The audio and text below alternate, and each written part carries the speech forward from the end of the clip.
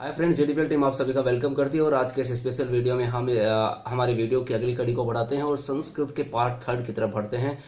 दो वीडियो जो फर्स्ट और सेकंड हमने डाले थे, अब तीसरा उसकी कड़ी को आगे बढ़ाते हैं, जहां से हमने छोड़ा था कि स्वर के बारे में चर्चा की थी लास्ट वीडियो में, और फिर व्यंजन पर आ गए थे, तो उसको आगे बढ़ाते हैं। आई होप ये वीडियो आपके लिए मददगार साबित होगा। अगर ऐसा होता तो इसे लाइक करना ना भूलें, अपने फ्रेंड्स के साथ में शेयर करना ना भूलें, और साथ ही हमारे ज़्यादा से ज़्यादा वीडियोज़ के अपडेट का लाभ उठाने के लिए हमारे यूट्यूब चैनल जेडीपीएल को सब्सक्राइब करना ना भूलें।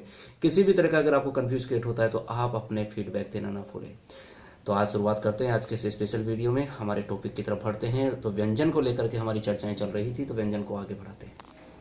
देखिएगा, हमने बात की थी कि संस्कृत में जो व्यंजन की बात की थी, तो हमने बताया था कि मूल जो माने गए हैं, तो मूल व्यंजन 33 माने गए हैं। कितने माने गए हैं? 33 होते हैं। To be clear guys. और हमने ये भी चर्चा की थी, इनकी जो वर्ग हैं वो कितने माने गए? 5 माने गए। टू बी क्लियर, यानी कितने वर्ग माने गए हैं? 5। टू बी क्लियर, 5 वर्ग में देखो, जैसे क वर्ग हो गया, ठीक है। इसके अलावा बात करें च वर्ग, टू बी क्लियर गाइस, ट वर्ग, ओके, त वर्ग। इसके अलावा बात करें तो य वर्ग। अगर क वर्ग में बात करें तो उसे क, ख, ग, घ, ड़। च की बात करें तो च, छ, ज, झ, अण। और ट वर्ग की बात करें तो ट, ठ, ढ, ढ, अण। त की बात करें तो त, थ, द, ध, ध। और य की बात करें तो य, र। यह की बात करें तो इसके अंदर हम लोग स्पेशल बात करें तो जैसे यह वर्ग में प, फ, ब, भ, म, इन सब को हम लोग लेते हैं। टू बी क्लियर, तो कहने का तो स्पेशली हम लोग बात करें तो यहाँ पर 33 व्यंजन माने गए हैं। संस्कृत भाषा में 5 वर्गों में माने गए हैं। स्पेशली वर्ग की बात करें तो क, च, ट, थ और यह वर्ग के रूप में इनको विभाजित किया गया है। टू बी क्लियर गाइस, अब आगे बढ़ते हैं। आप देखिए कि इंपॉर्टेंट बात है कि माहेश्वर जो सूत्र हैं, तो माहेश्वर सूत्रों में 9 स्वरों का उल्लेख किया गया है। टू बी क्लियर, अब बात करते हैं, देखिएगा कि हमारे उच्चारण स्थान को लेकर के बात करें कि उच्चारण जो स्थान होते हैं। पहली बात तो ये उच्चारण स्थान क्या होते हैं, कहां से होते हैं। तो देखिएगा, उच्चारण स्थान क्या होते हैं, पहले इसके बारे में आपको पता होना चाहिए कि तो वो स्थान जहां से वर्ण निकलते हैं। क्या निकलते हैं?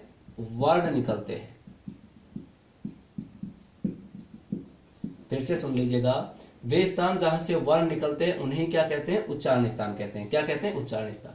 तो आपको इस बात का पता होना चाहिए कि उच्चारण स्थान क्या होते हैं, राइट गाइस। तो उन्हें क्या कहते हैं? यानी कि वे वर्ण, यानी कि वे स्थान जहां से वर्ण निकलते हैं उन्हें उच्चारण स्थान कहते हैं, ठीक है। और उच्चारण स्थान की बात करें तो ये 8 प्रकार के माने गए। कितने प्रकार के? 8 प्रकार के माने जाते हैं, ठीक है। जैसे अगर हम लोग चर्चा करें तो कंठ, ठीक है। इसके अलावा हम लोग बात करें तो तालु,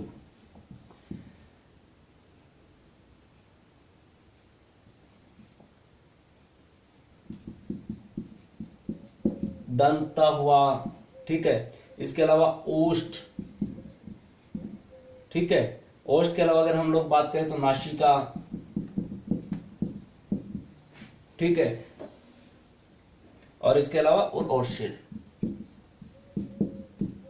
तो टोटल मिलाकर के हम लोग बात करें तो कितने माने गए हैं? ये जो उच्चारण स्थान है वो 8 माने गए। आपको पता होना चाहिए, एग्जाम में पूछा जाता है कि ध्वनि कहां से निकलती है, या फिर जो कंठ से जो ध्वनि निकलती है उसमें कौन से, कई बार पूछ लिया जाता है, हमारे वर्ड दे दिए जाते हैं लेटेस्ट, तो उनके बारे में डिस्कस होता है। सो दैट हमें इस बात का पता होना चाहिए। तो बेसिकली 8 में कौन कौन से बात करें तो कंठ हो गया, तालु हो गया, मृदा हो गया, दंत, ओष्ठ, नासिका, उर्र और शिर।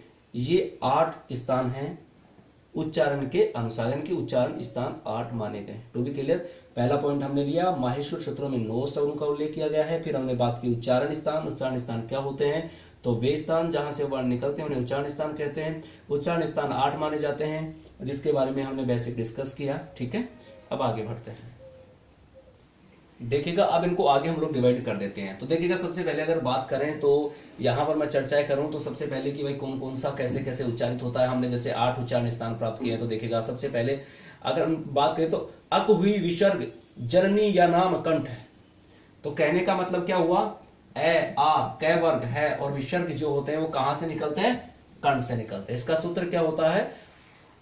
अकु है विसर्ग, जननी या नाम कंठ है। तो कहने का मतलब ए, आ, कै वर्ग है और विसर्ग कहां से निकलते हैं? कंठ से निकलते हैं। To be clear guys. बात करें ओ और औ की, तो ओ दो तो कंठोष्टो, ये कौन से कहलाते हैं? कंठोष्ट कहलाते हैं। टू बी क्लियर, क्योंकि इस तरह के सवाल पूछे जाते हैं आपके एग्जाम में। फिर आता है ई च वर्ग, य और श। ये किससे होते हैं? इनका स्थान कौन सा माना गया? तालु माना गया। कौन सा माना गया? तालु माना गया है। तो हम लोग इसका सूत्र ले सकते हैं, इचु यशानाम तालु। क्या? इचु यशानाम तालु। तो कहने लगे ई च वर्ग, ये और श कहां से होते हैं? तालु से होते हैं। फिर बात करें यहां पर री ट वर्ग, रे और श, ये कौन सा होता है? इनको मृधा, यानी कि जो स्थान हमने डिवाइड किया है मृधा, तो री टू रशाणाम मृधा, ये इसका सूत्र होता है। अब बात करते हैं यहां पर देखिएगा, री त वर्ग, ल और श, ये क्या कहलाते हैं? दंत। तो री तू ल शानाम दंत है।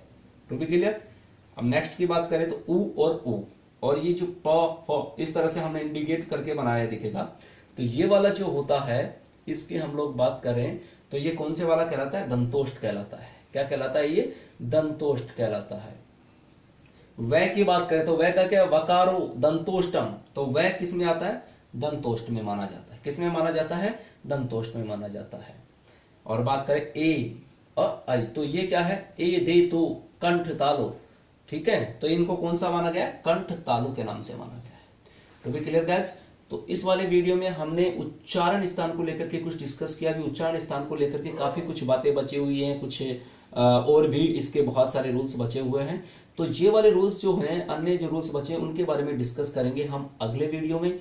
आई होप ये वीडियो आपके लिए मददगार साबित होगा। अगर ऐसा होता तो इसे लाइक करना ना भूलें, शेयर करना ना भूलें, और साथ ही अपने फ्रेंड्स के साथ ही हमारे ज्यादा से ज्यादा वीडियोस के अपडेट का लाभ उठाने के लिए हमारे यूट्यूब चैनल GDPL को सब्सक्राइब करना ना भूलें। तो नेक्स्ट वीडियो में इसके आगे की कड़ी के बारे में डिस्कस करेंगे। Thank you for watching this video.